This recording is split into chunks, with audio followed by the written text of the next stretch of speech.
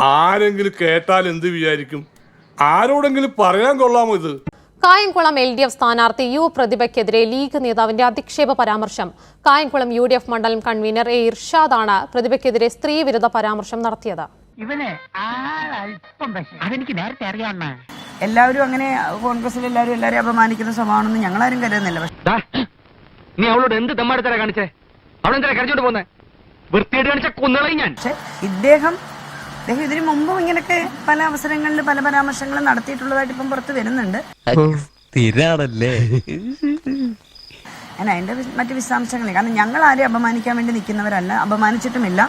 തെരഞ്ഞെടുപ്പിൽ ഇവിടെ ഇടതുപക്ഷത്തിന്റെ എല്ലാ നേതാക്കന്മാരും ഞങ്ങളുടെ ആരെയും ഒരു പ്രസംഗത്തിലും ഞങ്ങൾ ആരെയും വ്യക്തിഹത്യൊന്നും നടത്താറില്ല. മാന്യതയുടെ മുഖം മൂടി അണിഞ്ഞ ചില ആളുകളാണ് കുറ്റവാളികളെന്ന് ഞങ്ങൾ മനസ്സിലാക്കി. ഒരുത്തിനെയും ഞങ്ങൾ വെറുതെ വിടില്ല. പ്രവർത്തനങ്ങളിൽ നാളിതുവരെ അത്തരത്തിൽ ഒരു സ്ത്രീക്കോ അല്ലെങ്കിൽ അതല്ലാതെ ആളുകൾക്ക് പോലും അങ്ങനൊരു പരാമർശമുള്ളതായി നാളിതുവരെ പറയാൻ കഴിഞ്ഞിട്ടില്ല. പോയി എന്തൊക്കെ ചെയ്തു എന്നുള്ളതിന്റെ മുഴുവൻ രേഖകളും ജാതകവും ഞങ്ങൾ പോലീസിന്റെ കയ്യിലുണ്ട്. വിശ്വാസമില്ല അല്ലേ? കാണണം.